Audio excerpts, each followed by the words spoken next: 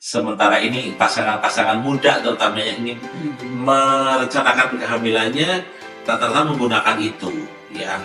Yang paling mudah diakses adalah pil ya, bisa dibeli di mana aja gitu ya, cara merek apa aja, jenisnya apa aja, banyak sekali.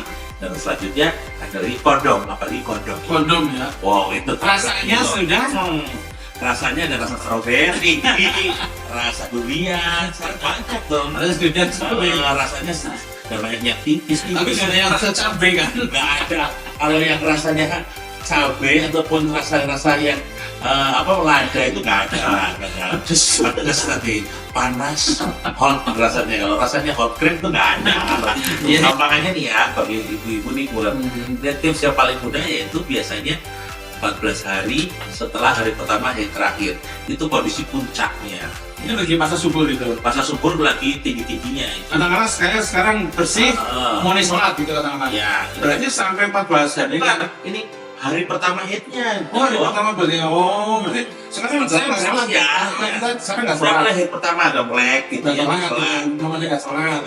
Itu sampai ke depan 14 hari gitu ya. Biasanya kan dia cuma 5-7 hari. 5 hari. Jadi hari pertamanya dihitung. Nah, itu 1 sampai 14 itu 2 minggu ke depan. Akhir nih mungkin terkait dengan masalah ini kan kadang-kadang juga ini juga termasuk mitos ya. Kalau mungkin kita wanita kita dianggap kita menggunakan pil KB juga gitu loh. Jadi terkait penggunaan pil KB dengan kegemukan itu gimana sih sebenarnya penjelasannya? Oh ya, ini juga termasuk.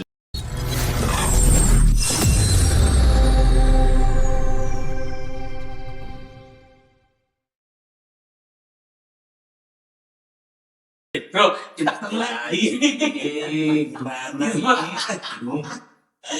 Bagus ya. Ya ini buat sahabat ceria ya. Ini selamat pagi, selamat siang, atau selamat malam. Terserah kalian sedang menontonnya di waktu apa ya. Saya ketemu lagi nih dengan dokter. Ketemu lagi dengan Bro Ikun. Dan udah paham kan namanya ini dokter Reza ya, dokter spesialis obstetri dan ginekologi.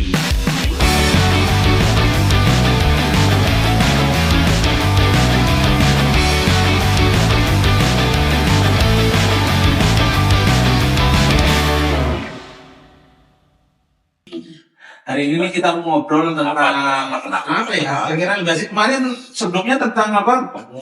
Tentang kualitas dan kesehatan reproduksi. Ya. Nah ini lebih mendalam lagi tentang apa ini kita akan berbicara tentang kontrasepsi dan pencegahan kemarin ngomong seksual dan konsepsi, sekarang yang kontra ya. Yang bikin kontra itu apa? Ini biasanya carane ojo meteng gitu.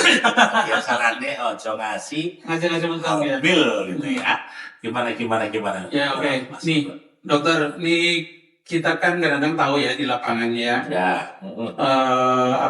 Banyak sekali sekarang pasangan-pasangan muda ya yang ada yang di pasar orang tuanya untuk hamil ya, atau ada yang memang udah pengen nikah. Tetapi konsekuensi dari nikah kan punya anak biasanya gitu kan. Tapi ini justru nikah juga bisa. Tapi ini justru pasangan muda ini pengen menunda kehamilannya, merencanakan kehamilannya ya. Tapi kalau itu pilihan yang terbaiknya gimana nih? Pasangan muda yang pengen nggak hamil dulu gitu. Ya, pasangan muda yang ini. Merencanakan kehamilannya, memang banyak beberapa pilihan yang bisa kita lakukan. Jadi pilihannya banyak nih. Bukan banyak yang dipilih kan? Bukan banyak yang dipilih, banyak pilihan. Ya, salah satunya kita bisa melakukan KB ataupun menggunakan KB seperti KB pil, gitu ya, pil ataupun kondom, gitu ya. Ataupun nanti pantang berkala ya, atau pakai kalender ya gitu ya. Biasanya seperti itu yang paling sering. Sementara ini pasangan-pasangan muda terutama yang ingin merencanakan kehamilannya rata-rata menggunakan itu ya. Yang paling mudah diakses adalah pil ya, bisa dibeli di mana aja gitu ya, cara merek apa aja, jenisnya apa aja, banyak sekali. Dan selanjutnya ada kondom, apalagi kondom ya. Wow, itu rasanya sudah rasanya ada rasa strawberry, rasa durian, banyak dong. Rasanya namanya yang tipis Tapi tipis sebenarnya rasa cabai kan. nggak ada. Kalau yang rasanya cabai ataupun rasa-rasa yang lada itu nggak ada. Pedes tapi panas hot rasanya. Kalau rasanya hot cream itu nggak ada. Iya, iya, iya. Rasanya Serius bro, serius bro. tapi kalau rasa mint ada loh. Rasa mint ada. Dingin empuk gitu. Ada itu. Itu kondom ya? Kondom ya macam-macam. Ada yang kondom yang bergerigi, berulir, bersensasi. Tapi itu bisa mencegah ya. Bisa mencegah. Tapi tingkat kegagalannya juga ada kan ya. Tingkat kegagalannya cukup namanya buatan manusia pasti ada kegagalannya ya. Tapi saat ini itu merupakan alat KB yang efektif. Yang efektif. Yang paling praktis ya. praktis ya. Praktis kalau untuk yang paling praktis banget ya memang adalah kondom. Kondom paling Mana ada di minimarket ada, di mana semuanya kadang yang ini benar itu yang itu rasa pink itu ada. Apa ini kondom rasa pink ada nggak ada gitu ya kan kayak gitu kan kondom rasa kopi ya gitu di belakangnya sampai kita malu udah mau kayak gitu ya belinya mungkin pakai kode-kode itu apa namanya beli sutra salah ngomong di merek ya. Itulah kelemahan masyarakat kita ya kalau untuk pola pendidikan yang pas untuk itu ya. Tapi kalau ngomong nih bro, kalau umpamanya pasangan muda itu pengen menunda itu ada batasannya nggak sih berapa lama? Karena ada ya tadi mitos yang sebelumnya itu ada mitos bahwa kalau kita menggunakan KB terlalu lama bisa mengganggu proses kalau pada saat kita ingin hamil lagi. Ya. Gimana? Bisa ceritanya gimana nih? Ya ini sebenarnya cuma mitos nih. Cuma mitos ya. Cuma mitos itu. Jadi KB itu kalau memang sudah dihentikan dalam beberapa lama, dalam 1 sampai 3 bulan juga dia akan kembali kepada posisi normalnya. Kondisi yang normal ya, yang ideal untuk menjadi pembuahan ya. Pembuahan. Contohnya kalau misalnya minum kayak pil KB ya, dalam jangka waktu yang lama sebetulnya itu nggak ada masalah sebetulnya selama dia kondisi organ dan manusia baik gitu ya. Jadi nanti kebutuhan untuk berapa lama kita bisa mau menggunakan itu ideal berapa lama tergantung kebutuhan dari pasangan itu sendiri. Dia mau punya anak sekian tahun, 2 tahun gitu. Tetapi idealnya tidak boleh lebih dari 5 tahun terlalu lama. Kali itu kelamaan banget kayaknya udah bikin expired kalian ya. Janganlah minimal kalau menunda itu ya idealnya 6 bulan sampai 1 tahun lah. Jadi namanya dikatakan nanti dia kondisi infertil, dibuat kondisi infertil itu maksimal 1 tahun. Iya, masih tergantung ya. Kalau itu sudah harus ya, seyogyanya sudah memikirkan lah. Ya, siap menikah harus siap punya anak gitu ya. Nah, kalau terkait dengan ini bisa nggak dokter menerangkan buat teman-teman yang KB yang ingin kita menggunakan alat lah, natural birth control itu tentang apa itu namanya itu. Nah itu bisa diterangkan nggak kira-kira efeknya terhadap caranya bagaimana itu biasanya? Oke, ya kalau namanya pantat berkala itu kan kondisi di mana nanti dia akan menghitung masa suburnya ya. Masa suburnya. Yang untuk masa suburnya kapan nih? Kan setiap individu seorang wanita berbeda-beda ya. Ada yang mempunyai siklus tergantung siklus menstruasinya berbeda, bisa yang siklusnya pendek, siklusnya panjang 28 sampai 35 hari ya. Nah, biasanya rata-rata kondisi yang dikatakan namanya ovulasi. Ovulasi itu masa subur ya. Masa suburnya itu rata-rata dia di hari ke-14 setelah hari pertama ke terakhirnya. Hari pertama ke terakhirnya ya, berkondisi itu biasanya wanitanya itu sudah sange gitu ya. Tahu nggak sange? Pengen. Horny. Aduh, kita ketahuan banget sih bahasa-bahasa gaul kita ya gitu.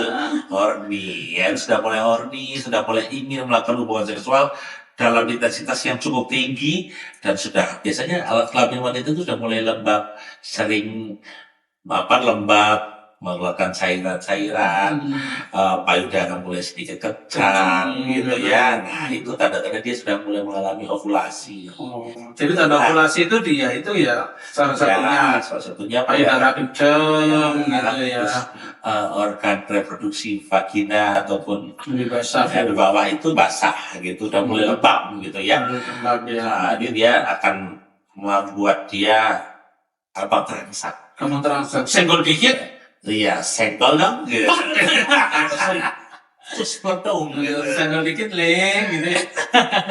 Langsung bisa, kalau tidak ada masalah apa bisa hamil gitu. Nah itu yang rata-rata nanti kita akan menghitung itu. Nah kalau mantan berkala ya jangan sampai di tanggal itu. Biasanya range-nya 2 hari sebelum sampai dengan 2 hari sesudah.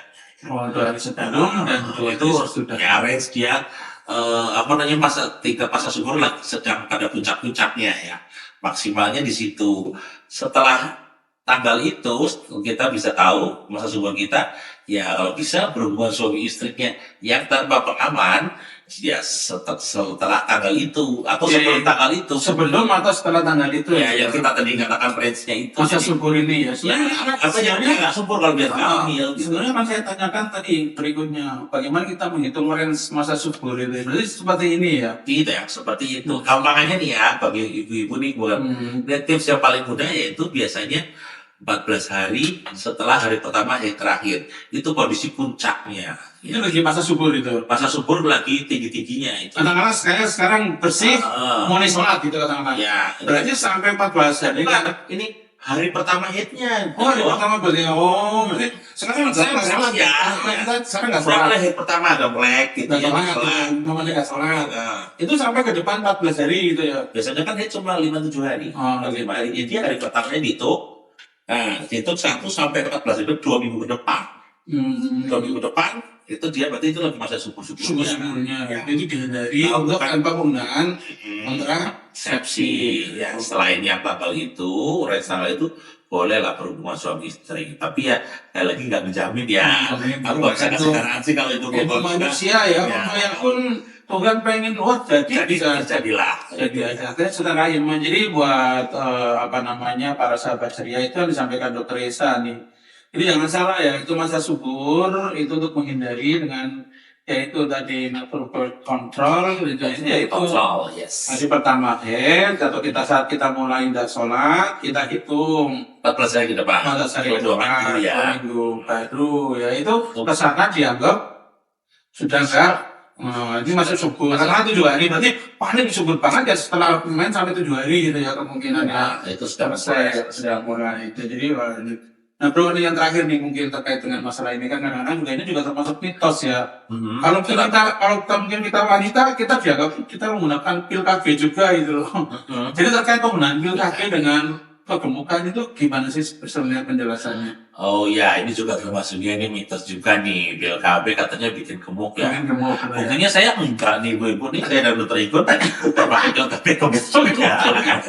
Pil nafsu makan ya. Ada yang dikatakan menggunakan pil KB itu mempengaruhi hormonal untuk meningkatkan nafsu makan. Oh gitu, jadi tetapi sebetulnya itu tergantung individunya ya. Kalau memang doyan makan dan punya bakat gemuk ya memang tetap bisa aja nggak harus dengan pil itu jadi bikin gemuk sebetulnya itu.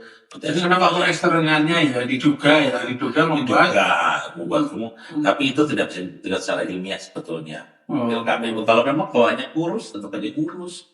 Mau dengan pil seberapa juga nggak bikin gemuk gitu. Gimana saya juga bro, ini genetik gemuk, makannya sama Wildan aja tuh dia tuh. Dia kurus makannya tadi pesen makan lagi gue cuma separuh dia satu setengah. Kalau dia pasti nggak bakal bisa gemuk makan separuh juga tetap cungkring gitu. Nah Wil, beda sama kayak kita. Kamu ada titipan pertanyaan nih Mbak Dokter Esa? Ada nggak? Apa yang mau ditanyain? Aduh, lupa nanti deh, skip dulu. Oh sih. Jangan gitu. Tadi yang ditunda, ya. Jadi buat para sahabat ceria itu yang tadi bisa kita sampaikan dengan kontrasepsi dan rencana kehamilan ya. Tapi sekali lagi yang perlu kita ingatkan semuanya itu kancah ilmu ya. Tetap kita berdoa subhanallah wa ni'mal wakil, Wakil. alhamdulillah wa ni'mal nasir, Nasir. la haula wala quwwata illa billah. Jadi tetap kita percayakan pada Allah yang paling utama. Kalau kita lagi pengen punya anak, kalau nggak berkehendak ya sulit. Tapi kalau kita lagi nggak pengen punya anak, tiba-tiba Allah berkehendak, ya itu sulit juga. Tapi yang jelas semua akan dilihat dari sisi ikhtiar ya, sisi usaha. Usaha. Sama kayak kita dokter ya, usaha untuk mengedukasi orang ini ya. Tetap kayak apapun orangnya yang berpengaruh nih, jangan ke orang itu. Ya, tergantung semuanya itu berbagai faktor Pak. Ya, apa enggak, disiplin atau enggak. Karena suatu hal akan ditentukan oleh diri kita sendiri. Ya, itu quote of the day-nya nih. Mau hamil, ya tentuin kita sendiri. Kita mau hidup sehat enggak? Mau usaha, mau ikhtiar, akhirnya bertawakal atau tidak. Sama ya, inna amalu bil Niat. segala sesuatunya tergantung di hati yang kita inginkan. Oke, buat sahabat tidak semuanya itu yang bisa kita obrolin, bro. Ya, Terima kasih banget ya telah hadir di Sama. sini di tengah kesibukan yang harus di poliklinik, di operasi masih berkenan menyempatkan di ruangan sekolah ya. Banyak terus lagi sekolah nih, doain ya para pemirsa untuk cepat lulus beliau. Udah terakhir nih dengan doanya, dan sekali lagi buat sahabat ceria, jangan lupa subscribe, like, dan komentar ya. Komentarnya biar nanti bisa kita aplikasikan apa yang diinginkan oleh Pak Mas. Terima kasih. Akan channel ini, kualitas channel ini ya. Termasuk kualitas kesehatan masyarakat Indonesia. Indonesia. Terima kasih. Wassalamualaikum warahmatullahi wabarakatuh. Wabarakatuh. Dah.